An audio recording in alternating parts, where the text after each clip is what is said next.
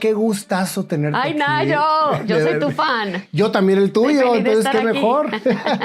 Oye, Margarita, de verdad, yo desde hace un buen tiempo te sigo. Veo que siempre traes una actitud positiva, siempre te estás riendo. Todos tus consejos son para mejorar y para crecer. Mucha gente te conoce en el mundo, en Latinoamérica, pero yo me quisiera ir a toda la parte de Margarita que nadie conoce, tu historia. Sí. ¿De dónde eres, Margarita? ¿Cómo empieza tu historia? Bueno, yo soy de Medellín, soy modelo 72, 28 de diciembre de 1972. Una familia muy linda, con desafíos como todas las familias. Después, si quieres, también hablamos de eso. Allá crecí en una finca de mi abuelo, ya como a los 8 años me fui a Medellín, a la ciudad per se, y me tocó, pues, obviamente cosas muy lindas. Yo no creo en el blanco y el negro, Nayo, porque hay gente que dice, ay, tú viviste la época de Pablo Escobar. Obvio, me tocaron cosas muy feas Y también. Medellín estaba muy fuerte, ¿verdad? Era la ciudad más peligrosa del mundo cuando yo era adolescente, ¿verdad? Entonces nos tocaron cosas muy fuertes. También viví cosas muy lindas, tú sabes, en familia, amigos. El ser humano es tan resiliente que aún viviendo en una ciudad donde hay bombas, muertos, secuestros, masacres, tú puedes todavía celebrar un cumpleaños. Es muy loco, ¿verdad? Porque digo que el ser humano se adapta tal vez para no perder el sano juicio y trata de llevar una vida normal dentro de lo que puede. Y cuando terminé la universidad, tendría 21 años, le dije a mi papá, yo me quiero ir. Y ahí fue cuando ya me fui para Estados Unidos. O sea que toda tu infancia y hasta tu juventud la viviste en Colombia. Sí, hasta los 21 años, Más o 22, más o menos, sí. ¿Cómo fue tu niñez, Margarita? Pues fue bien linda porque era una finca de mi abuelo y había quebradas o arroyos, como le dicen acá, árboles, frutales, animales. Había, la finca era grande, o yo como niña, porque después volví grande, adulta y la vi chiquita, pero yo la veía muy grande. Y tenía marraneras, que son como chanchitos. Y entonces, imagínate para un niño poder jugar con marranitos, ¿cómo le dicen aquí? Cerdos. Sí, sí. Cerditos. Cerditos. Literal eran puerquitos. Sí. Sí, es que era una finca cafetera y tenía puerquitos y tenía una vaca, una sola, y tenía arroyos, entonces venían mis primos los fines de semana, tenía piscina, entonces fue una niñez muy linda, muy linda. ¿Y te acuerdas cuando estabas en tu soledad, qué era lo que fantaseabas, lo que alucinabas, lo que jugabas? ¿Cuál era tu mundo en la niñez de Margarita Pasos? Wow, qué pregunta más interesante, Nayo. Mira, yo soñaba, a mí, mi papá tocaba guitarra. Digamos que viene de una familia artística y yo sí me veía como frente a gente. Yo decía, como no sabía si cantando, si hablando, pero sí lo veía desde chiquita. O sea, tú te veías en un escenario. En un escenario, sí. Fíjate qué interesante, Margarita, porque muchas veces no importa la actividad, importa el entorno, Sí. lo que te hace realmente visualizar a qué vienes a la vida. Sí. En mi caso yo quería ser cantante y me tardé Sí. 46 años en lograrlo. Pero creo que la esencia del ser humano está tan pura en la niñez, está tan conectada, que es cuando realmente en vez de jugar y fantasear estás visualizando lo que vienes a hacer. Sí, seguramente, Sí. con seguridad. Y de repente pues empieza la juventud y eso se arranca y empiezas a vivir bajo un sistema social, Sí. de educación, de creencias, y empiezas pues a hacer tu vida conforme lo que te va dictando. Y la presión sociedad. de los amigos, el También. peer pressure, porque cuando tú eres adolescente no tienes tanta autoestima, sino más autoestima. Lo que otros piensan de mí es súper importante en la adolescencia.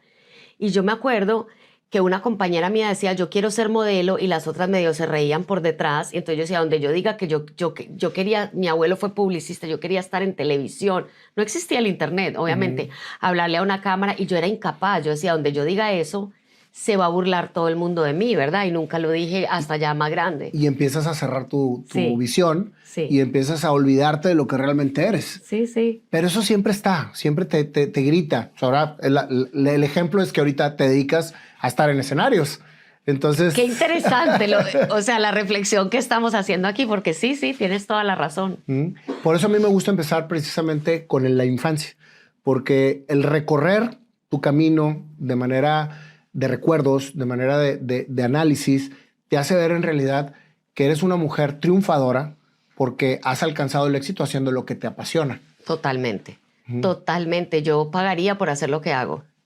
A mí me da tristeza cuando a alguien no le gusta su trabajo, porque yo digo, la vida es muy cortica para hacer algo que te hace infeliz. ¿verdad? Y por eso la gente que le apasiona lo que hace es la que tiene éxito.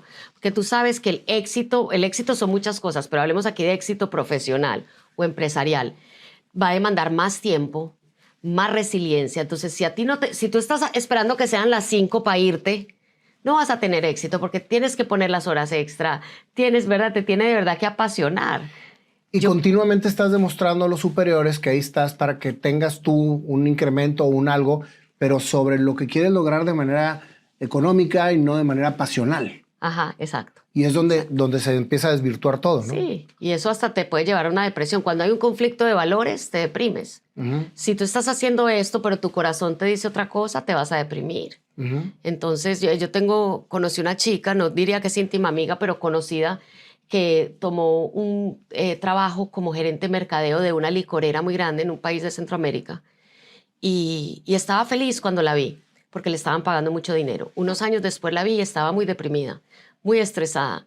Y me dice, lo que pasa, y yo le empiezo a hacer preguntas, como estás haciendo tú, y me doy cuenta, me dice, aquí todo mi trabajo es ver cómo hacemos que la gente empiece a consumir licor a más temprana edad, ¿verdad? Que consuman más. Y ella tenía, que ya deben ser grandes, 2 niños chiquitos. Entonces, claro que eso te va a llevar a una depresión, porque hay un conflicto de valores.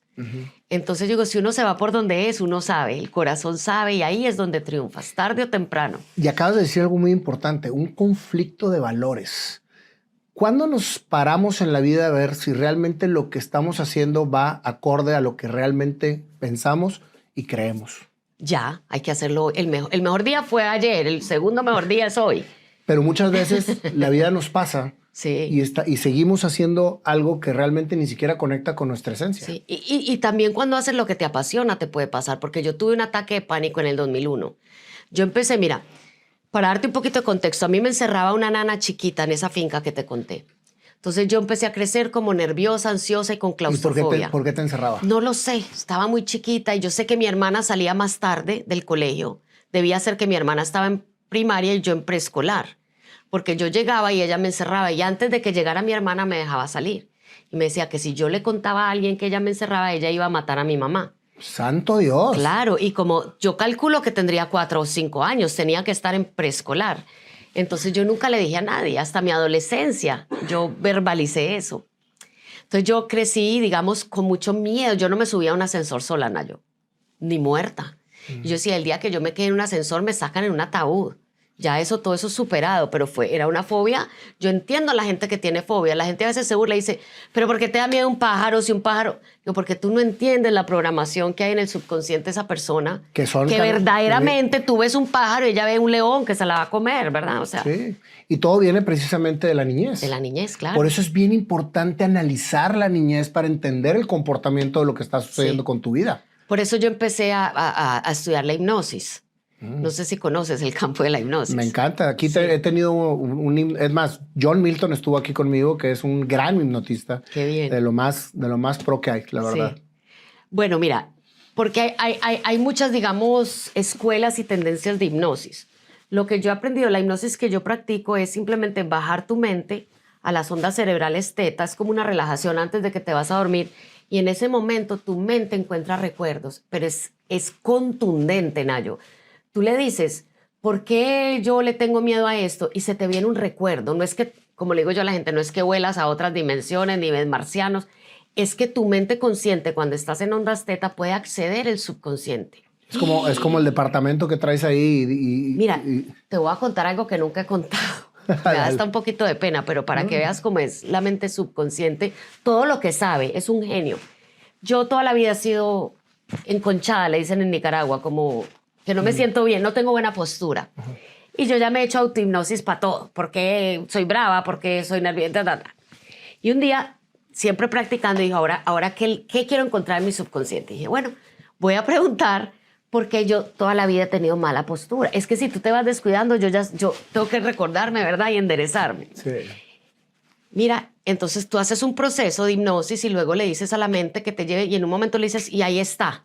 Y en ese momento se te prende una imagen como un televisor y yo me veo en la finca de mi abuelo, la misma finca a la que hemos hablado, que tenía una piscina, y yo estoy bajando en traje de baño y yo tendré 11, 12 años y ya me estoy desarrollando. Y un tío mío empieza a decir, ahí viene Brigitte Bardot, ahí viene, y yo hago así. Mira, y yo empecé a sentir una vergüenza porque ahí estaban mis primos, mis tíos, pero Pero me dijo inocentemente. inocentemente, o sea, porque él es un buen tío, que de hecho lo quiero mucho. Pero la mente de un niño es que el niño no sabe cuestionar o entender eso. Es un comentario inocente de un tío. A mí una profesora me dijo que yo era bruta para las matemáticas y me costaron los números toda la vida. Porque una niña de 8 años no es capaz de decirle bruta, bruta a usted, que le dice eso a una niña. ¿Sí o no? Usted no debería ser profesora. Sí, sí. No, la niña lo acepta. El niño no cuestiona al adulto, se cuestiona a sí mismo, siempre. Por eso tenemos tantos techos mentales. Y fíjate, lo que te ocasionó eso es que tú te encorvaras toda la vida. Claro, y ya he ido mejorando desde que encontré eso. Dije, yo me siento bien, yo amo mi cuerpo, yo soy, ¿verdad? O sea, pero como niña yo lo interpreté como algo vergonzoso. Y entonces empecé a hacer esto. Oye, ¿y una persona es capaz de autohipnotizarse? Sí. Es que es bien sencillo. A ver, como te digo, hay varias corrientes. La hipnosis de la que yo te hablo es, tú tienes varias ondas cerebrales. Ahorita estamos en beta, ¿verdad? Que es cuando estamos despiertos. Después, Beta. Gamma es cuando estamos en un concierto, ¡ah! Gritando. Lo normal así, tranquilos, despiertos, es beta.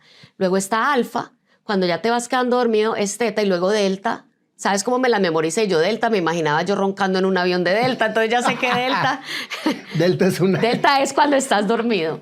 Entonces, la ciencia ha descubierto que cuando... ¿Es delta, teta? Alfa, beta y gamma ya por allá gritando. Gamma lo usamos en momentos como de éxtasis. De euforia. ¿verdad? De euforia.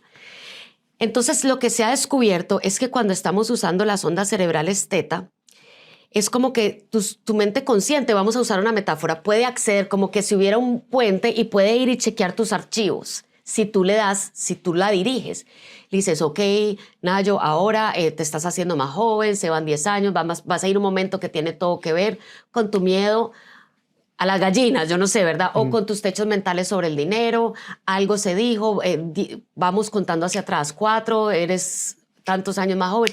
Y en un momento yo te digo, y ahora estás ahí. Y en este momento se prende y la imagen no es algo que te imagines, es un recuerdo. ¿Ya me entiendes la diferencia? Y del recuerdo analizas el por qué. Sí, oye, la gente llora. Cuando nosotros hacemos hipnosis, el 80% lloran y la gente se me acerca. Por ejemplo, una señora, yo trabajo mucho en los techos mentales del dinero. Se me acercó llorando y me dijo, Margarita, qué impresión. Me dijo, yo soy empresaria, me va bien. Pero siempre que me va bien, después me empieza a ir mal. Como la canción de Ricky Martin, como un pasito para adelante, un pasito para atrás. Me dice, y en la hipnosis vi clarito cuando mi papá y mi tío hablaban en Urabá. Urabá es un área de Antioquia que fue una zona guerrillera, por allá en los 80s, 90s tal vez. Dice, oía a mis seres queridos diciendo que el que era rico era secuestrable. Entonces una niña, acuérdate, un niño asume las cosas como él las entiende en una mente de niño. Entonces el niño entiende dinero, peligro. Porque si tienes dinero te secuestra la guerrilla, ¿sí? Te lleva a la guerrilla, te separa de tu familia, te mata la guerrilla. Entonces, claro, ella creció y cada que le empezaba a ir bien, echaba para atrás. Mucha gente, su vida financiera es así. Y hay techos mentales. Pero, ojo, Nayo, yo tengo un conflicto. A mí no me gusta esa gente que te dice, visualiza $1.000.000, que el universo... Yo no creo en eso. Con todo respeto, yo respeto lo que todo el mundo crea. Pero yo no creo en eso. Yo me baso en ciencia, en todo lo que hablo. Y la mente sí te acerca o te aleja de tus metas. Esto es real, esto es ciencia, pero no solo porque las visualizaste. Visualizar es muy poderoso, pero hay que trabajar también, ¿verdad? No es viendo Netflix, comiendo papitas y visualizando $1.000.000 y que el universo te va a tirar. ¿Por qué? Porque mira, basado en tus creencias, tú ves o no ves. Por ejemplo, ¿tú has comprado un carro últimamente? O bueno, tienes un carro lindo en el que nos trajiste. ¿Cuántos carros de esa marca ves tú aquí en Monterrey? Desde que lo tengo, muchos. Claro. Exacto, ahí te estoy Y cuando mostrando. le iba a comprar más. Claro, porque mira, la mente consciente es como un iPhone 4. ¿Te acuerdas del iPhone 4 que Sí. había que borrarle fotos para tomar más?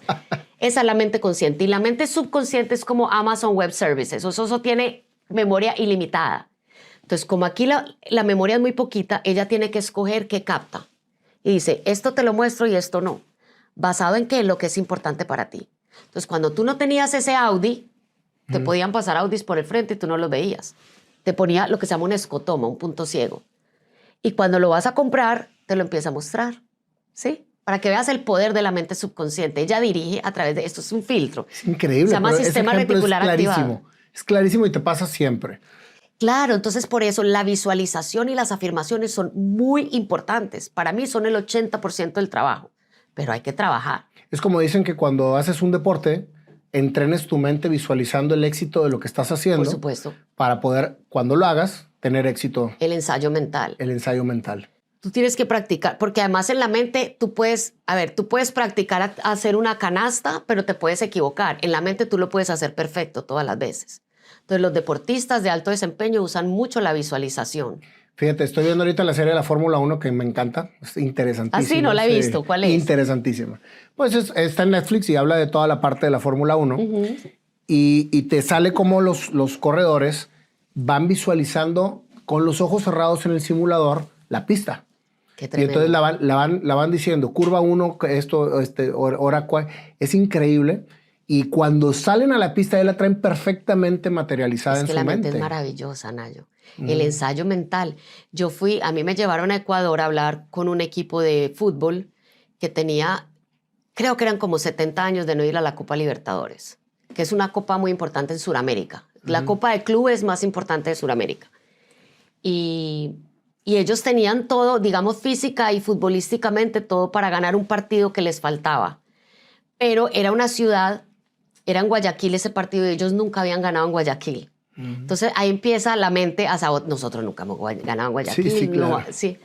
Trabajamos un fin de semana entero en el ensayo mental, en la mente, y ganaron y entraron a la Copa Libertadores por primera vez como en 7 décadas de la historia del Gracias club. a la programación mental. Sí, bueno, obvio, yo no me puedo llevar ese crédito. Ellos son tremendos futbolistas. Lo que yo hice fue romperles un techo mental. Porque la mente te sabotea, te sabotea. Si tú crees que no puedes, no vas a poder. La mente te sabotea. Qué increíble, ¿no? Sí.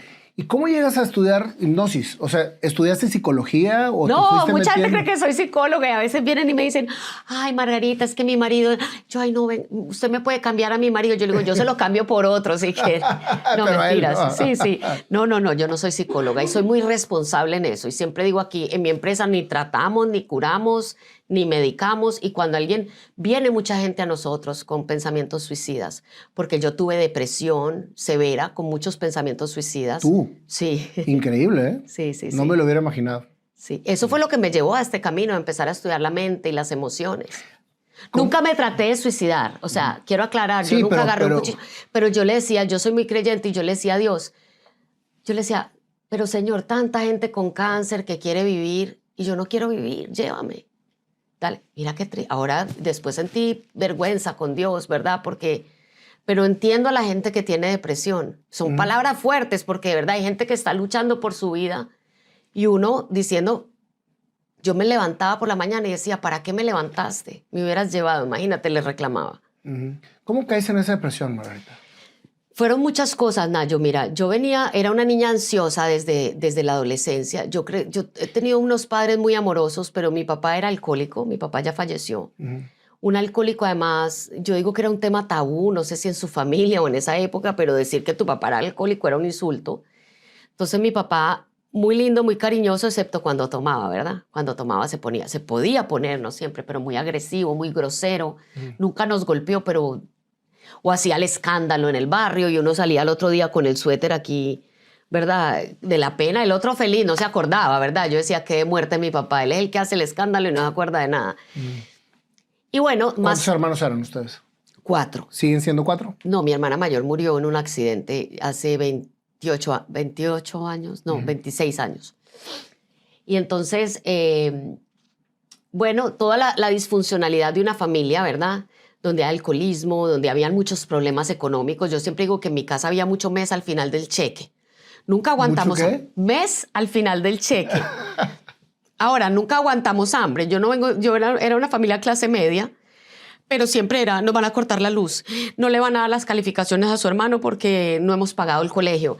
Como que siempre había un estrés económico, ¿verdad? No de aguantar hambre, pero ya me entiendes, había una tensión. Te entiendo tan perfecto que yo sufrí lo mismo y también mi papá fue alcohólico. Sí. Entonces estoy de cuenta que escuchando mi historia. Sí, y todo eso te crea un montón Totalmente. primero, codependencia. Yo trabajé mucho la codependencia. Cuando tú vienes de un hogar con adicciones, la codependencia te vuelves una persona controladora. Cuando tu vida es un caos, tú empiezas a controlar. Entonces yo, por ejemplo, cuando me casé con mi marido, que un santo haberme aguantado, yo, siéntate bien, no te pongas esa camisa, no hables así, dile que gracias, o sea, como si fuera mi hijo, imagínate, eso es ser controlador, eso es parte de la codependencia, me costaba decir no, Ah, la gente me decía, pero ¿por qué no dijiste que no? No, literalmente era incapaz de poner un límite con amor. Por ejemplo, entonces me acuerdo, en mi libro está, en Yo Puedo, Tú Puedes, una vez que mi tía, yo vivía en Miami, yo tenía un plan con unas amigas para ir a la playa, con una amiga sobre todo muy querida, y mi tía me dice, ¿me puedes cuidar la tienda en la tarde? Y yo no era capaz de decirle, no, tía, tengo un plan.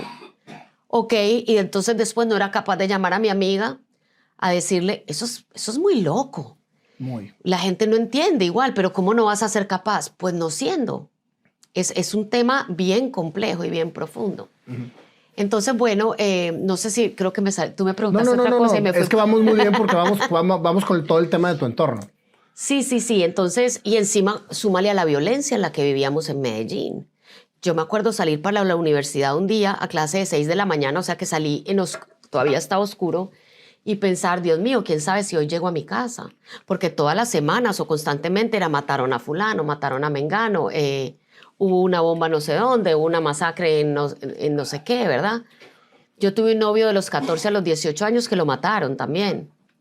Era como quien dice mi high school sweetheart. Pero esto era constante, constante, constante. Entonces ya tú tenías... Estabas llena de heridas. Sí, Heridas, claro. heridas de todo lo que te ha sucedido. Claro.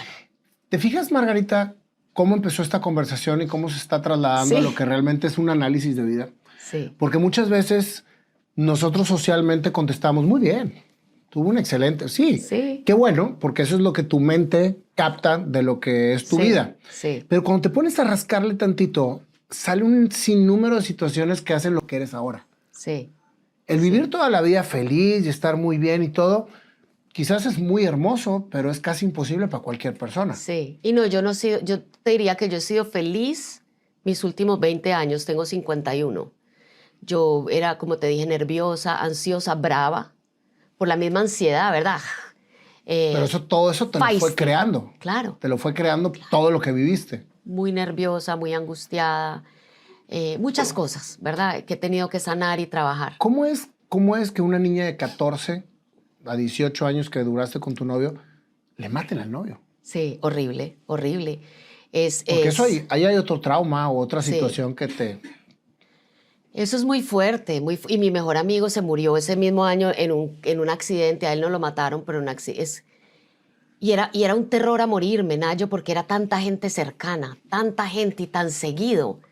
Y cuando explotaban bombas, por ejemplo, hubo una bomba en la Plaza de Toros La Macarena en Medellín, no murió nadie conocido, pero una amiga, su hermana murió ahí.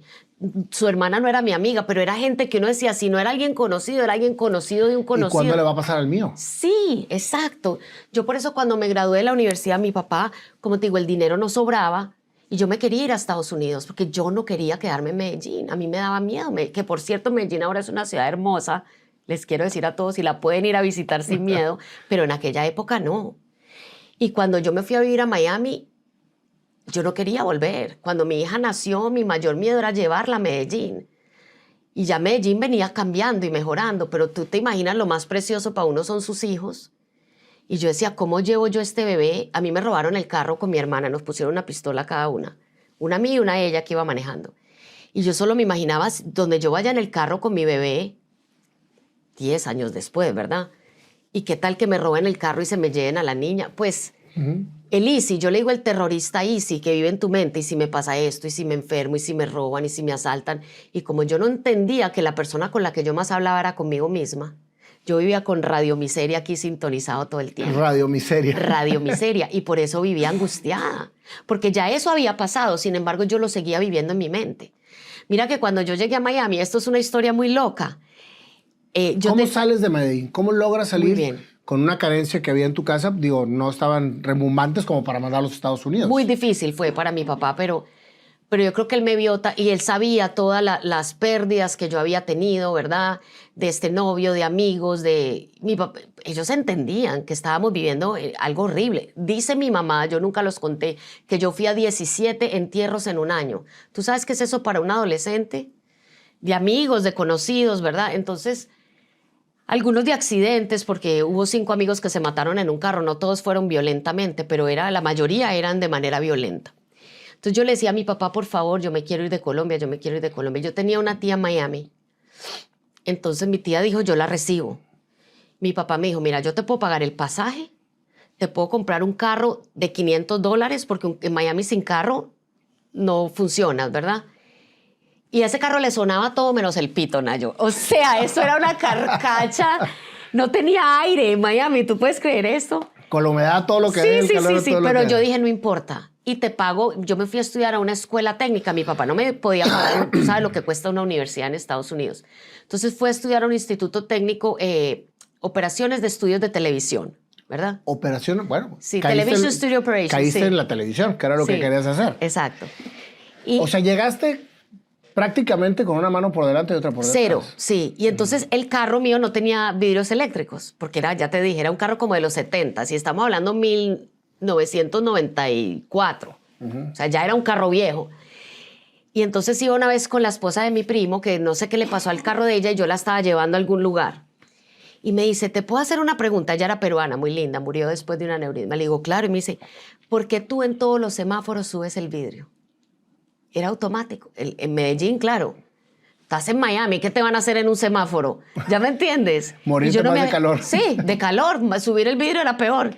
Y ella se dio cuenta de eso. Y yo, ¿cuántas cosas teníamos automáticas? Yo entraba a un restaurante y siempre me buscaba una mesa mirando hacia la puerta. Nunca dando espalda hacia la puerta. Porque y éramos locos, Nayo. Nos íbamos de rumba, pelados, como dicen aquí, chavos. Y habían balaceras y salíamos y volvíamos y salíamos al siguiente fin de semana. Yo no lo entiendo. Lo que es acostumbrarte a Sí, vivir. hombre, pero nos sentábamos viendo la Y entrada. todo eso era el terror de Pablo Escobar. Claro, claro. Yo lo vi una vez al hombre. Ah, lo viste. Te lo encontraste. Pues no es que me lo encontré, pasó. Estaba con unos compañeros de la universidad en una tiendita. Hazte cuenta aquí donde tú vives bien lindo, como que te vas a una vereda aquí en la montaña. Entonces es como un camino no muy poblado. Y había una tienda, una fondita donde vendían cerveza y seguramente algo de comer. Nos sentamos ahí un rato a conversar. Y en esa época el gobierno de Colombia estaba ofreciendo, Moni, eran $2 millones, ¿cierto? $2 millones por el que diera información del paradero de Pablo Escobar. Y esto salía a lo del oeste. Se busca Pablo Escobar Gaviria. Si usted da información, se le da $2 millones. Y decían las malas lenguas en Medellín que los Pepes, no sé si tú sabes quién eran los Pepes, eran los perseguidos por Pablo Escobar. Era Pablo Por eso Escobar. era perseguido por Pablo Escobar. Pablo Escobar mató a una parte de su cartel cuando él estaba en la cárcel. Yo no sé muy bien la historia, pero lo que digo es lo que yo entendía. Si tal vez van y buscan, pueden encontrar más exactitud la historia. Pero él estando en la catedral, que era su cárcel, que él se la construyó, para que vean la belleza, ¿verdad? Y de ahí salió por la puerta principal cuando se fue. Dicen, esto es cuento de camino, ¿ok? Lo que uno Y me oye decir en encanta, porque Medellín. son las leyendas, Cuento sí. de camino, leyenda urbana. Que él citó ahí a la gente de su cartel y les dijo que yo estoy en la cárcel, pero me tienen que dar tanto de lo que coronan pues en Estados Unidos. Parece que algunos se negaron y en realidad murieron. Me acuerdo los Moncada, hay muchos de ellos aparecían en carros, en la maleta del carro muertos. Murieron mucha gente de ese cartel. Entonces el cuento era que era por eso, porque habían tenido un desacuerdo con Pablo Escobar y fundaron los Pepes. Y los Pepes sí fueron una realidad. Y de hecho los Pepes fueron los que fueron acorralando a Pablo y a su familia. Pero bueno, ese no es el tema de mi vida, pero es interesante. Pero lo viste entonces. Entonces estábamos en esta tiendita y empiezan a pasar rápido varias Toyotas, pero igualitas. Cuando te digo igualitas, mismo modelo, mismo color, la primera, y uno se queda, que cuando vas por la cuarta, y en una de ellas veo yo que en el puesto de adelante está así, muy sentado, don Pablo Escobar Gaviria. Y yo pudiera decir que nos miró, pero siguió. Dime tú 10 camionetas, no sé, pero iguales. Y siguieron. Y todos dijimos, esa persona era quien creemos. Sí, vámonos. Porque en esa época lo estaban buscando y estaban ofreciendo plata por él. Yo dije, no vaya a ser...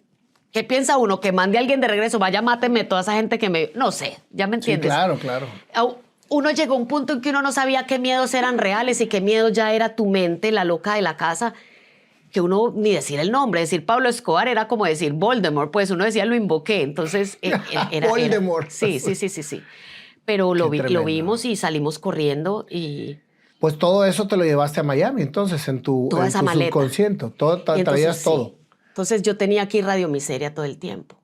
En Medellín yo era, ¿y si me matan en un semáforo? ¿Y si me roban? ¿Y si me asaltan? ¿Y si hoy no llego a la casa? Me acuerdo de estar un día sentada en un muro en la universidad con el chino, que era un amigo, era el novio, le decíamos el chino de Vero, una compañera mía, riéndonos, y el chino dijo, yo me voy, nos vemos más tarde en clase. Yo me voy con otra amiga y como a las 2 horas vamos en el carro otra vez para la universidad y viene Verónica, mi amiga, que había sido novia del chino, en un taxi, y el taxi nos pita, y yo le decía, Nat, cuando paramos vemos que va a Vero, y Vero se va y nos dice, acaban de matar al chino. En la moto lo mataron, no sé qué, pero estas cosas, ¿verdad? Que uno decía, pero si lo vi ahorita, ¿cómo lo acaban de matar? Eran cosas muy fuertes. Y claro, cuando vengo a Estados Unidos no trabajo en mi mente, no tengo un terapeuta, no tengo un psicólogo y todo eso. ¿Cómo llegaste a Estados Unidos? O sea, en el sentido de no sabías inglés, te metieron a una escuela. No, yo sí sabía inglés porque Sí. yo estudié en un colegio americano. Entonces traías el inglés. Tal vez no americano, pero bilingüe, en un colegio bilingüe. Traía el inglés machacado, pero sí, las bases del inglés las traía muy bien. Así que gracias a Dios eso no fue un desafío. Llegué con mi tía, un primo de mi papá me dio trabajo. Y iba en mi carrito a estudiar, era muy buena estudiante. Y ahí conocí a mi esposo, que la historia es divertidísima, Nayo. En la técnica. No, en Miami, pero la historia es, mira, cuando algo es para ti, es para ti. Mira, yo vivía con una prima, o sea, mi tía tenía una hija, obvio, mi prima, y mi prima ciudadana americana, ella trabajaba en Burdines, que es ahora Macy's, tenía un trabajo, tenía una Cherokee del año, un carrazo, y yo pues en mi cacharrito que te contaba que le sonaba todo, menos el pito. Y entonces ella empieza a salir con un nicaragüense, y me dice, ay, me encanta este chico nicaragüense. Y un día él la llama, pero ya era noche, yo estaba en pijama, yo tenía un examen al otro día, le dice que va a pelear, a boxear un nicaragüense, probablemente era Alexis Argüello, no sé, que si iba a un apartamento en Coconut Grove, nosotros vivíamos bien lejos, que la invitaba, pues. Y ella, acompáñame, yo, vos estás loca, acompáñame, yo, vos estás demasiado tragada, decimos en Colombia, de este nicaragüense, que venga por vos. No, aquí en Miami eso no se usa. Uno llega, acompáñame. No te voy a acompañar, ni loca. Tengo que levantarme a las 5 de la mañana.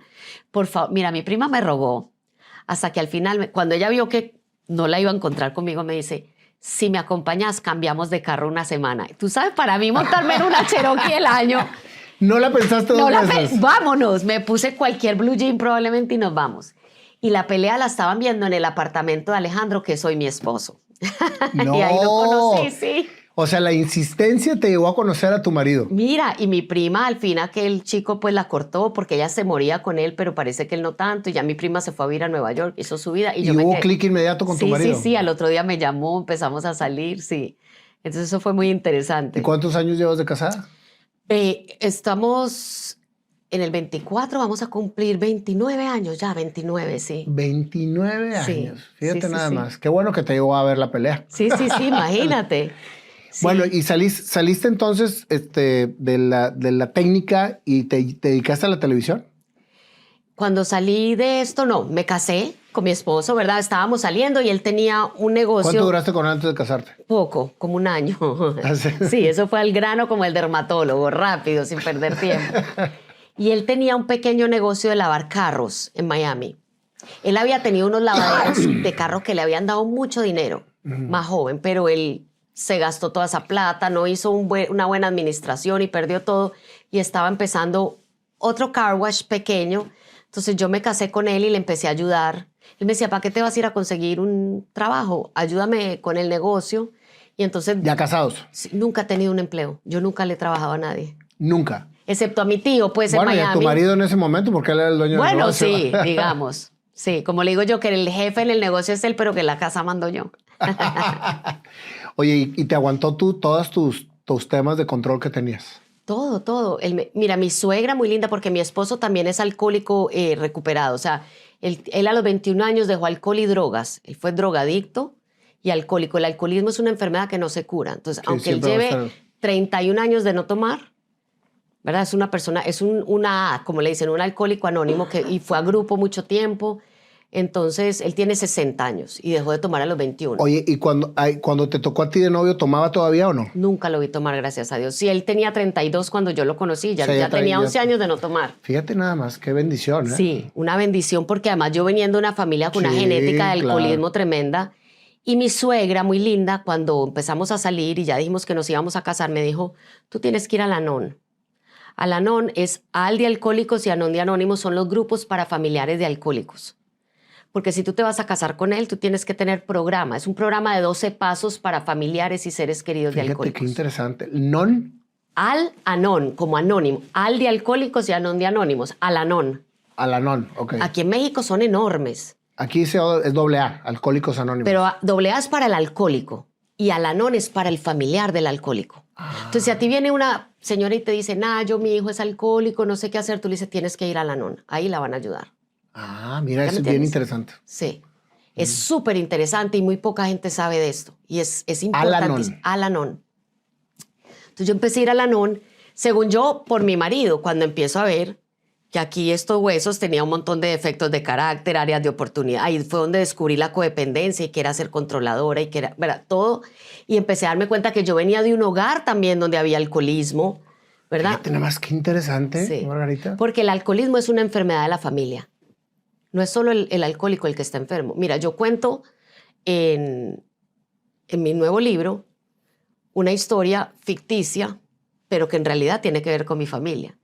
Esto es un tema para ti. Yo no sé si a ti te pasa cuando estamos en el ojo público. Hay cosas que yo puedo hablar de mí, pero no puedo hablar de miembros de mi familia que pueden no sentirse cómodos con lo que yo cuento. Pero yo ahí digo, ¿quién está más enfermo? ¿El borracho que se monta a manejar con su esposa y sus hijos o la esposa que no está borracha y se monta con el borracho y con sus 3 hijos? Por eso es que los que estamos alrededor del alcohólico también necesitamos programa, porque es una enfermedad de la familia. ¿Ya me entiendes? Claro.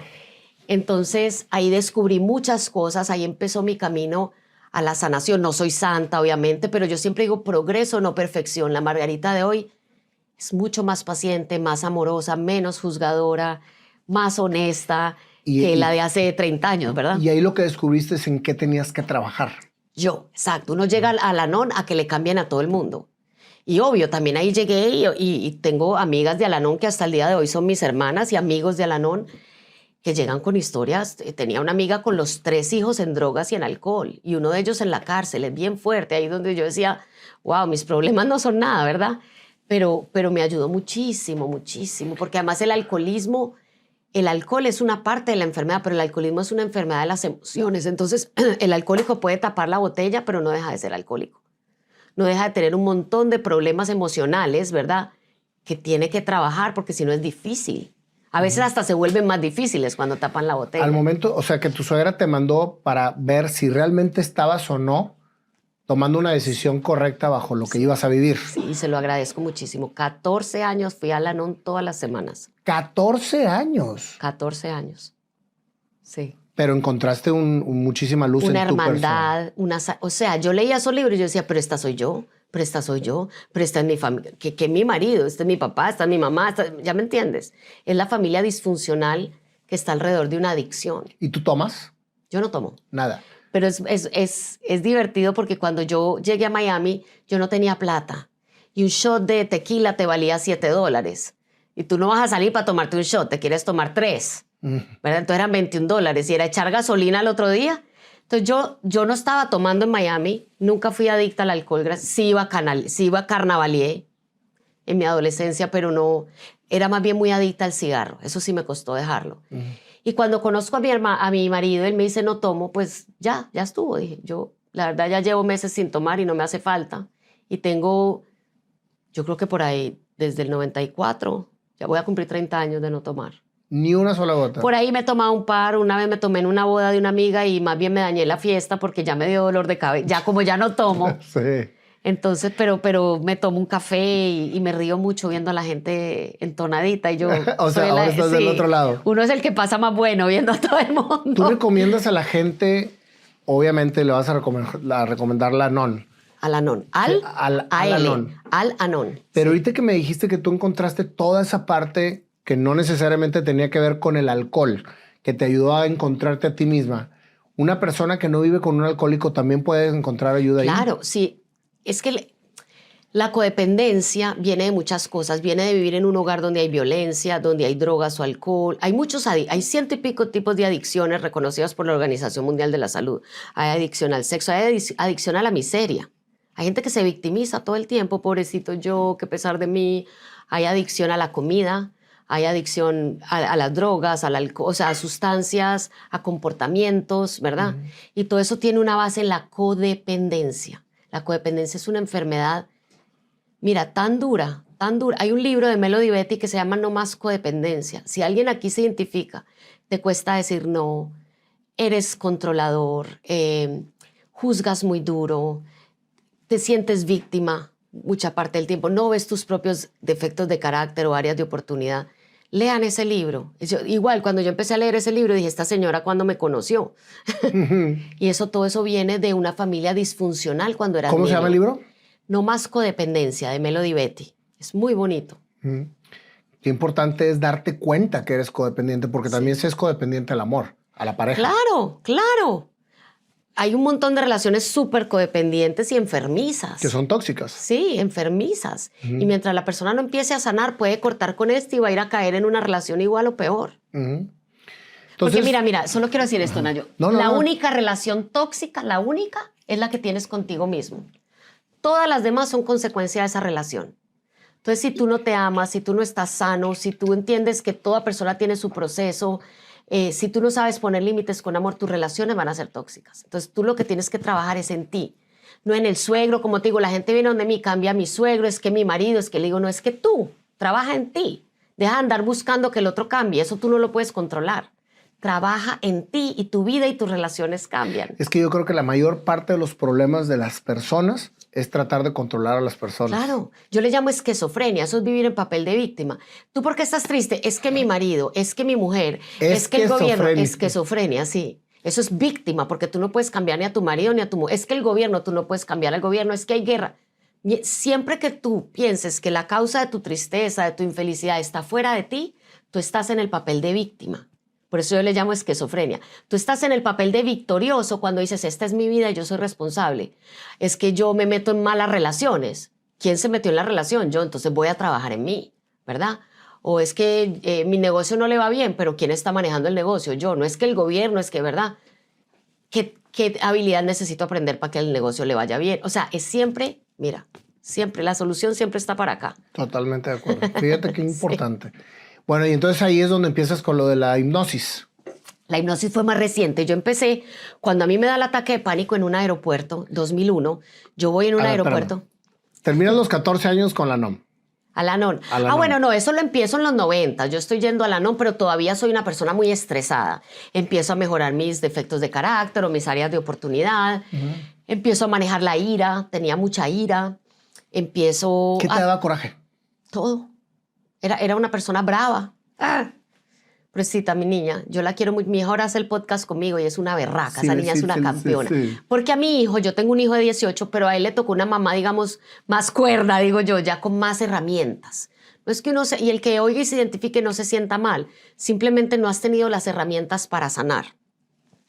Y uno no puede corregir lo que no sabe. Yo no sabía que yo estaba mal, que yo había crecido en un ambiente no malo, porque mis papás han sido muy amorosos, pero disfuncional. Que ellos también vienen cargando de sus hogares disfuncionales. Eso es una cadena, ¿verdad? Entonces, empiezo a trabajar esto de Al-Anon, pero trabajaba mucho. Ya sé por qué llegamos a esto. Porque te dije, porque aún dentro de tu pasión, muchas veces tienes que parar y decir, esto es lo que yo quiero. Empecé como a volverme adicta al trabajo. Y no paraba. Y ¿En el car wash de tu marido o, no, o fueron después? Muy buena pregunta. Después empezamos en un negocio de multinivel y nos fue muy bien. Después renunciamos porque nos dimos cuenta que la empresa estaba haciendo false claims, que es como diciendo cosas que no hacía los productos. Y renunciamos a una buena lana, como dicen acá. Y a mí me llama otra empresa de multinivel que todavía existe hoy, que se llama Shackley Corp de California. Me dicen, sabemos que tú eras la latina de mayor estatus, digamos, en aquella empresa, que era de purificación de aire, y nosotros vamos a lanzar purificación de aire y queremos que empieces a entrenar a nuestra fuerza latina por todo Estados Unidos, Canadá, Puerto Rico y hasta en Inglaterra, lo hice con ellos. Entonces yo viajaba todas las semanas a un estado diferente de Estados Unidos. Con lo que habías aprendido en la compañía que y leyendo. Mi esposo siempre me decía, lee. Yo empecé a leer de ventas. Aprender a vender fue lo que me sacó a mí de los problemas económicos. Entonces me volví muy buena en ventas. Y entonces ellos me dijeron, quiero que entrenes en ventas a nuestra gente porque ellos están acostumbrados a vender vitaminas de $80 y esto es un purificador de 700 en aquel entonces, que hoy sería tal vez un producto de $2,000, un high ticket. Entonces yo empecé a entrenar por todo Estados Unidos. Me pagaban muy bien. Me fui a vivir a Nicaragua, les dije, me voy de Miami, me dijeron, no importa, te volamos desde Nicaragua todas las semanas. ¿Y por qué te fuiste a Nicaragua? Porque mi esposo es nicaragüense y mi hija chiquita yo casi no la veía. En Estados Unidos la vida con niños chiquitos no es fácil. Y en Nicaragua mi suegra tiene todavía hasta el día de hoy una casa en el mar, tenía primitos. Entonces yo dije, por mi hija, creo que ella va a ser vivía muy solita, ella en Nicaragua, porque en Miami. Entonces nos vamos a Nicaragua y cabal entra a un colegio, encuentra primitos, porque ya todo el mundo es primo, del vecino, del tío, ¿verdad? La invitaban. Y yo viajaba desde Managua y empecé un programa de televisión en Nicaragua. Entonces yo llegaba a Nicaragua, grababa y editaba, porque yo dirigía la edición. ¿Y cómo llegas a la televisión si estabas en ventas? Ah, mira, porque yo siempre le había dicho a mi esposo que yo quería hacer televisión. Y obvio, a mí en Univisión que no me pelaban, como dicen en México. Si yo no era nadie. Pero en Nicaragua me dieron la oportunidad. Un amigo de mi esposo estaba manejando un canal de televisión allá del gobierno. Mira, cuando te digo, Nayo, que una cámara era verde, ¿te acuerdas que las cámaras habían que balancearlas? Eran así las cámaras de estudio. Una era verde, otra era roja. Eso era un desastre. Pero ahí arranqué. Arranqué con un talk show que se llamaba Margarita, te voy a contar, que viene de una poesía de Rubén Darío, el gran poeta nicaragüense. Margarita, te voy a contar un cuento. Entonces yo hacía el show, me iba a Estados Unidos, a lo mío, volvía, 1 o 2 días, hacía el show, me iba, ¿verdad? Y en una de esas troné, porque era demasiado el trabajo. O sea, a veces yo salía, grababa, editaba, trasnochaba editando, a veces me amanecía y el miércoles salía para Chicago. ¿Editabas? Porque era controladora y no confiaba en los editores. Yo tenía que ver hasta el último segundo lo que iba a salir al aire. Sí, era muy loco. Por eso te digo, es uno. El codependiente se pone cargas que nadie le está asignando. ¿Y sabes qué es lo más interesante de todo? Que te llenas de trabajo porque quieres. Exacto, y yo quería ser súper mamá, súper amiga, súper esposa. Quería, quieres ser súper en todo menos con uno. Te preocupas por todo el mundo menos por ti. Y yo empecé a decirle a mi esposo, tengo mareos, se me va el aire, sin saber que eso era ansiedad. Iba a los médicos y me decían, no, pero tienen los oídos bien. No, pero los pulmones están bien. No tienen nada. Y yo, mareos, dolores de cabeza constantes, hasta que en un aeropuerto empiezo yo con el corazón a mil, empiezo a sudar y yo me dio un infarto. Empecé a llorar, porque yo sentía que me iba a morir. Después supe que eso era un ataque de pánico. Wow. Me devolví a Nicaragua, pasé 3 meses en cama llorando, me quería morir. Ahí fue cuando te entró una depresión tremenda. Y no era capaz de salir de la casa, me daba pánico. Era un miedo. ¿A qué le tenías miedo? A nada. Eso es una sobreactivación del sistema nervioso simpático, que es el que te activa la respuesta. Te voy a explicar. Tú tienes una respuesta de pelea o huye, que es el estrés, que eso te protege. Si tú vas allí en un callejón y sientes que hay un perro bravo, el sistema nervioso simpático, que yo le digo el antipático, se activa para que tú puedas pelear con ese perro o huir. Entonces te tensionan los músculos, te dilatan las pupilas, empiezas a respirar más corto, ¿verdad? Para poderte defender. Pero tú llegas aquí y dices, ay, me persiguió un perro, y al momentito entra el sistema nervioso parasimpático, que son los frenos, y te empieza a calmar, ¿sí? Pero cuando tú vives en un estrés crónico, pelea o huye, crónico, como que siempre hay algo que te va a pasar, el freno se desgasta. Estamos hablando en metáforas. El sistema nervioso parasimpático ya no está tonificado. Y llega un momento en que esto se desborda y tú no puedes pararlo, y tú estás en un pánico, como que tienes un tigre que te va a comer aquí, pero el tigre no está. Híjole. Y eso nadie lo entiende. Es una enfermedad, sí. Claro. Y nadie lo entiende. Mal funcionamiento. Eso es tremendo, porque además nadie te entiende. La gente me miraba como, pero si usted no tiene problemas, usted lo que quiere es llamar la atención. La gente te alcanza a decir, y yo me quería morir. Yo me puse en los huesos, Nayo, en 3 semanas perdí 17 libras porque no era capaz de tragar de la ansiedad. Yo lloraba y yo le decía, ya voy a llorar. Eso fue horrible. Yo le decía a Dios, llévame, esto no es vida. Y después me sentía culpable porque con una niña chiquita yo decía, ¿cómo yo le voy a decir a Dios que me lleve? O como si hay gente que se está muriendo y quiere vida, ¿cómo yo que no? Y yo que no tengo nada, porque iba médico tras médico y me decían, usted no tiene nada. Hasta que fui donde una psiquiatra que hasta hoy le agradezco, y ella me dijo, claro que sí tienes. Y me explicó todo esto. Me dijo, eso se llama un desorden de ansiedad generalizada. Y me medicó. Yo estuve medicada mucho tiempo, y ahí fue cuando empecé a mejorar. Y mi esposo me empezó a leer un libro que se llama ¿Qué decirte cuando hablas contigo mismo? Me dice, ¿Quién te lo leía? Él me lo leía. No, si ese hombre es un santo, porque yo decía, este me va a ir a tirar a un hospital psiquiátrico, porque esto era diario, por meses. Ya no puedo, ya no quiero. Y me decía, ¿pero qué más hago? Yo le decía, llévame al médico. Él me llevaba 3, 4, 5, neurólogo 1, neurólogo 2, neurólogo 3. Yo le decía, es que en Nicaragua no saben, vamos al de Costa Rica, vamos al de Colombia, vamos al de Miami. Pero para hacerte el cuento corto, ahí empecé con ese libro, decía, ¿quién es la persona con la que tú más hablas? Y yo le dije, contigo, porque él es mi socio y es mi esposo. Y me dijo, no, Margarita, es contigo. Y ahí fue cuando yo nombré a Radio Miseria. Yo dije, claro, yo tengo Radio Miseria aquí sintonizado todo el día. Y si me muero, y si mi hija tal cosa, y si nos quebramos. Y claro que vivía Me angustiada. encanta lo de Radio Miseria, güey. Sí. Y entonces empecé un camino de estudiar inteligencia emocional y aprender cómo funcionaba la mente. Y ya no solo enseño ventas, sino que le enseño a la gente a manejar su mente y sus emociones. Qué hermoso. Sí. ¿Cuándo llegas a la hipnosis? Eso fue hace como 6 años. Lo hice con Porque fue complemento de todo esto. Sí, sí, sí. Es buenísimo. Siempre ya yo me fasciné con la mente. Empecé a ver cómo crecí yo a pasos de gigante al entender que el trabajo era aquí adentro y el diálogo interno. Entonces, un día me salió un anuncio de Marisa Peer, que es una hipnoterapeuta británica, que le hizo terapia a Lady Diana, gente muy famosa, y estaba vendiendo certificaciones. Y entonces yo me metí en esa certificación porque me emociona mucho la mente subconsciente. Yo trabajé mucho tiempo con la mente consciente y se demoraba mucho porque hay cosas allá de tu niñez, ¿verdad? La mente consciente te las muestra así. En un segundo te dice, aquí fue Nayo, mira. Aquí te dijeron esto y tú lo interpretaste así. Y es mucho más rápido. La depresión que tuviste la sacaste precisamente con lectura y con... Con lectura y con medicamentos, con ayuda con de... medicamentos. Con Esto es medicamentos. bien importante, porque muchas veces piensa la gente que el medicarse es malo. No, pues si a ti te duele una muela, te mandan un Advil, yo no sé, ¿verdad? O sea, no hay que abusar. Esas cosas no las debes hacer nunca sin un médico, obviamente. Y lo ideal es hacerlo por un tiempo y luego las vas dejando. El mismo doctor te las va de a poquitos. Eso tiene una manera en que se deja, eso no lo puedes dejar de golpe. Pero yo lo volvería a hacer y le digo, cuando alguien me dice, es que yo siento que me voy a morir, es que no puedo, es que no respiro, le digo, busca un médico, ¿verdad? Porque lo que hizo el medicamento para mí es que me dio por lo menos la tranquilidad de poder empezar como a buscar ayuda, yo iba donde una terapeuta que amé y la amo, ya falleció. Empecé, porque es que yo me quería desaparecer, yo no quería saber nada de nada, y con el medicamento fue que empecé.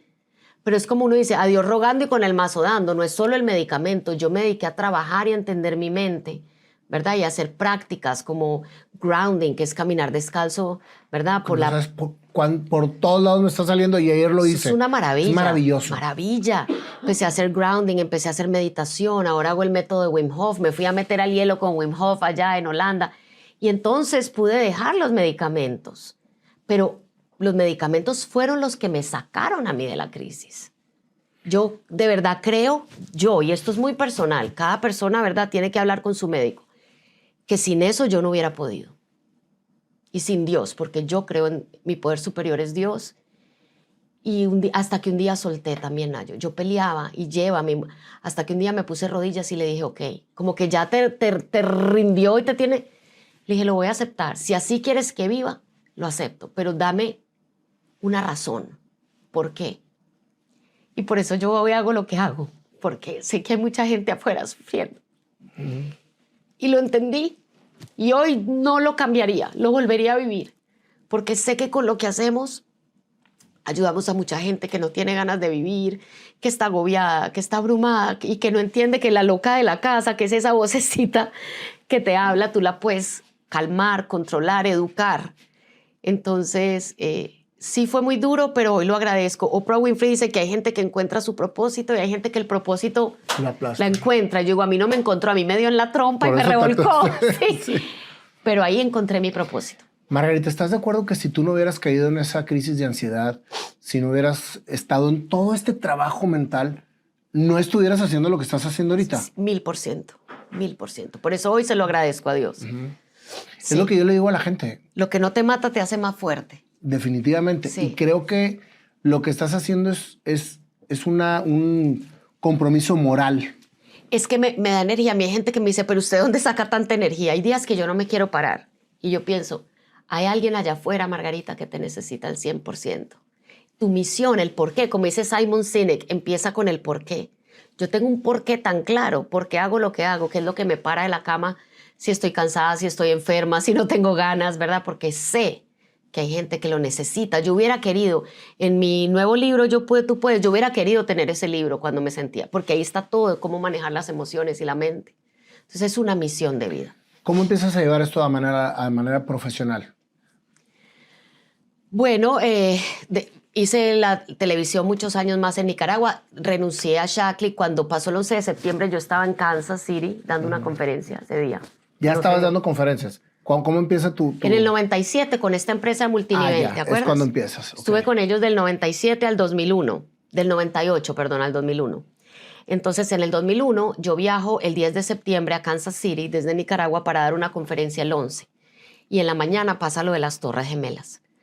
Y yo me quedo atrapada en Kansas hasta el sábado, eso fue un martes, porque no te decían si el vuelo iba a salir o no, te decían venga al aeropuerto. Y cuando tú llegabas te decían venga mañana, y cuando tú llegabas venga mañana. Cuando yo regreso a Nicaragua, a mí me da como un ataque de ansiedad. Eso fue previo, digamos, ya al que me tumbó duro. Y le digo a mi esposo, esto me tiene muy nerviosa. Bueno, tengo que ir a Nueva York. Como 2 semanas después de que caen las Torres Gemelas, fui a dar una conferencia a Nueva York. Y luego, creo que fue el tercer viaje, ya no me acuerdo tanto los números, fue donde me da el ataque de pánico. Porque también lo de las Torres Gemelas, yo digo que todo se fue juntando. Como tú dijiste ahora, la tormenta perfecta, y fue cuando ya trueno y me da un full blown, un ataque de pánico a todo color. ¿Sí? Entonces me quedo, ya renuncio a Shaklee, digo, ya no voy a viajar, no puedo, estoy, como te dije, en cama, llorando, no puedo tragar. Y cuando logro empezar a salir, retomo mi programa de televisión hasta el 2011, creo que fue. Y luego mi esposo me dice, mira, empiezo a ir donde Lou Tice, que fue mi primer mentor en Seattle, Washington, él tenía libros y entrenaba sobre el manejo de la mente, y entrenaba a empresas muy grandes como Boeing, entrenó a Michael Phelps para los Olímpicos. Él fue mi primer mentor, ya falleció. Y después me dice mi esposo, Brian Tracy está vendiendo franquicias, y le compramos una franquicia para Nicaragua, después para todo Centroamérica, después ya nos fuimos a Miami. ¿Y era franquicia de entrenamiento? Claro, de todas las metodologías de Brian, de ventas, de manejo del tiempo, de la psicología del éxito. Entonces Brian ha sido mi gran mentor y mi gran socio. Sí. Wow. Así empezó el emporio que tienen ahorita, pues un emporio. Sí, gracias a Dios. Y ahora sí, ya con todas las escuelas, con todo el tema que traes, llega la hipnosis y complementas todo lo que está pasando ahorita en tu vida. Sí, la hipnosis es muy bonita, y yo pienso que la palabra, hay gente que le da miedo, hay gente que me dice, pero ¿y si me quedo ahí atrapada? Le digo, yo no sé qué has oído tú o has hablado de la hipnosis, porque como te dije, hay corrientes, pero lo que yo hago es muy sencillo, es simplemente relajarte y tu mente te va a dar respuestas, son recuerdos, entonces te ayuda muy rápido a entender por qué tienes ciertas actitudes o ciertas situaciones en tu vida que te fueron programadas. No necesariamente te fueron programadas con intención, pero tú como niño, digamos que tal vez tu hermano era perfecto, solo sacaba buenas notas y felicitaban a tu hermano, entonces tú te sentías que no era suficiente. ¿Sí? Como niño tú lo asumiste así, yo no soy suficiente. Entonces encuentras muchas respuestas muy bonitas ahí. Dentro de todo lo que haces tú con la gente, dices que tú capacitas en ventas y capacitas en desarrollo. Y escalamos negocios. Es nuestro gran fuerte, es ayudar a la gente a escalar negocios. O sea, llega una persona con un negocio tal y tú la ayudas y la asesoras para llevarlo a otro nivel. Somos un equipo, sí, entran en uno de nuestros masterminds y los ayudamos a escalar. Hemos generado muchos millonarios y eso me alegra mucho. Pero millonarios trabajando para ganar el millón, no imaginándolos. No, gente que genera millones de dólares a eso al voy, año. Porque sí. es lo que decías ahorita. Imagínate que tienes un millón de dólares. No. Muchas empresas las escalamos a 7 y a 8 cifras, que vienen facturando 100, 200, 300 mil dólares y luego facturan 6, 8. ¿A qué se debe ese éxito? ¿A tu metodología? Bueno, mi esposo y yo hemos invertido.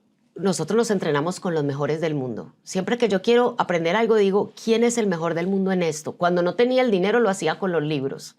Por eso yo leía a Brian Tracy. Cuando yo dije, la gente que sabe vender no tiene problemas económicos. Yo dije, ¿quién es el mejor entrenador de ventas del mundo? Brian Tracy. Yo me empecé a leer sus libros. Yo no tenía dinero para llegar a Brian Tracy. Al primer evento de Tony Robbins que fui yo, mi esposo no fue, valía $1,000 y no teníamos los $1,000. Y lo pagamos con varias tarjetas. Yo creo que a la señora de Tony Robbins que nos atendió le dimos hasta pesar, ¿verdad? No podíamos ir los dos, entonces yo le dije, yo voy y yo tomo nota, porque yo soy mejor tomando nota que vos, ¿verdad? Y entonces y así, y desde ahí siempre invertimos una cantidad importante. Yo le digo a la gente, vacía tu bolsillo en tu mente, que tu mente llenará tus bolsillos y tu corazón. Wow, me encantó. Y acabas de decir algo bien interesante. No necesariamente tienes que tener tanto dinero. Y menos hoy con YouTube, por ejemplo, tu podcast. Tú entrevistas aquí empresarios, gente, uno aprende muchísimo. Es cuestión de dedicarle tiempo a consumir. La gente consume mucha chatarra mental, basura mental, noticieros, hablan con la tía anticipadora de desgracias, amarillismo, y después no entienden, es que yo estoy estresado, tan raro. Le digo, sí, rarísimo, porque la mente tiene 2 puertos de entrada, como un computador, ¿verdad? Que tiene, por ejemplo, el USB y el HDMI. Tiene el puerto interior, que es cómo tú te hablas, y el puerto exterior es qué consumes. Si estás consumiendo noticieros, hablando con gente negativa, y encima tú tienes la loca de la casa alborotada, no voy a poder, qué vida tan dura, todo lo malo me pasa a mí, mueres. Enciendes el radio miseria. Exacto, enciendes radio miseria. Entonces tú empiezas a hablarte bien. Yo puedo, la calidad de tu vida depende de la calidad de tus preguntas. Entonces hay gente que dice, ¿será que debo tirar la toalla, Margarita? Le digo, ¿qué pregunta más pobre? ¿Por qué no preguntas qué necesito aprender para que mi negocio salga adelante? ¿Ves? Tú cambias la pregunta y tu vida cambia. Y lo segundo es que consumes. Entonces hay mucha proteína mental. Tu podcast es proteína mental, ¿verdad? No, Antes no teníamos acceso sino a los libros, ¿verdad? Hoy en día tenemos acceso a espacios maravillosos como este donde podemos aprender mucho. ¿Dónde te encuentran, Margarita? Alguien que quiera iniciar con su preparación, ¿qué métodos tienes o cómo te inscribes? Mira, nuestra empresa se llama Pasos al Éxito por nuestro apellido. Mira que nuestro apellido se presta mucho. Pasosalexito.com, y me encuentran como Margarita Pasos en todas las redes, en TikTok, Instagram, Facebook, LinkedIn, X, se me olvida que no se llama Twitter, en todas. Okay. En YouTube también. Perfecto. Y ahí está toda la información. Sí, y mis libros están en Amazon, en Barnes & Noble y en casi todas las librerías grandes. ¿Cómo estás en este momento de tu vida, Margarita? Feliz, feliz. Ahora sí es felicidad sí, pura. Pura. Hay gente que dice, yo quisiera volver a los 20 años y yo digo, no se me ocurre.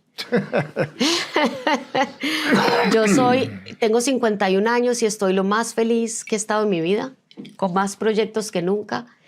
Y tengo algo muy especial está pasando en mi vida. Cuando mi niña era chiquita, yo sentía mucha culpabilidad, mi Sofi, porque son Sofi y Alejandro, porque yo viajaba mucho.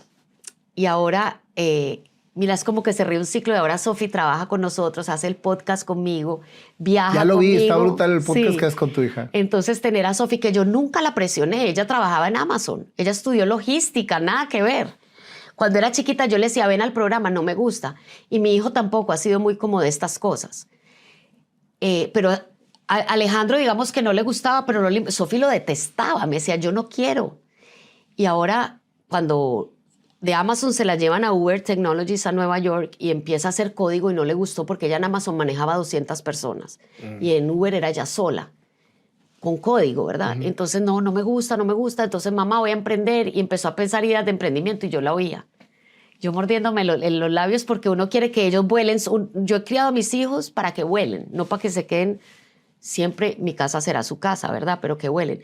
Hasta que le dije yo, pero tímidamente le dije, ¿por qué no te vienes a trabajar con nosotros? ¡Ah, me encanta, ¿verdad? Y ha sido, no te imaginas, ha sido un regalo de Dios. Ha sido un regalo de Dios. O sea que tu empresa es tu familia. Es una empresa familiar. Y además que es todo lo contrario. Tú vas a las escuelas de negocios y te dicen, familia y negocios no cuaja. Para mí es lo más grande. Mi esposo, yo no estaría donde estoy sin él, porque él cuida todo lo que yo no tengo tiempo para cuidar. Mira las Kardashian, por ejemplo, con su mamá. Te gusten o no te gusten las Kardashian, su mamá las cuida, ¿verdad? Sí, les cuida su tremenda. negocio. Entonces, para mí, qué lindo que podemos crecer juntos como familia, cuidarnos. Muy claro, obviamente, 28 años trabajando mi esposo y yo juntos tenemos reglas muy claras, cada quien en su carril, y esto, tú eres mi hija, pero aquí en la oficina, y Moni lo sabe, cuando está con Moni le digo, Moni, 0 privilegios. Si a ella le toca, ¿verdad?, ayudar, cargar cajas, ir al aeropuerto, o sea, todos ayudamos en el equipo cuando toca. Pero es muy bonito, es muy bonito. Y hace poco me lo confirmó una familia mexicana. Fui a Puerto Vallarta, fui con Moni, fuimos a dar un entrenamiento a una empresa muy grande. de hoteles. Ellos están haciendo como un Disney mexicano allá. Y yo estaba hablando con una persona de la familia de los dueños y llega la esposa del que me estaba hablando a mí y me dice, ¿sabes que mi esposa trabaja aquí? O sea, que no es solo la familia, sino que los colaboradores también tienen familia trabajando ahí. Y a mí me dio curiosidad. Dije, qué raro, porque en las empresas no te permiten traer a tu hermano o a tu primo. Me dijo, no, aquí es al contrario. Aquí puedes traer a tu familia y la idea es que esta empresa la van a heredar nuestros hijos, pero no de los dueños. Te estoy hablando de todos los colaboradores. ¡Wow, qué padre! Yo dije, qué hermoso. Y yo he tenido ahora hermanas, cuñadas en mi empresa. Obviamente la persona tiene que dar la talla y se le dice, mira, ella entra, pero eso sí, si no funciona, no quiero que te vayas también tú, ¿verdad? Entonces, pero yo creo que cada vez el ser humano está volviendo a la familia, siempre y cuando, ¿verdad?, hayan cuentas claras conservan amistades. Totalmente de acuerdo. Pues muchas gracias, Margarita. Qué Yo a ti. increíble historia. Yo creo que fue una historia muy terapéutica. Ay, qué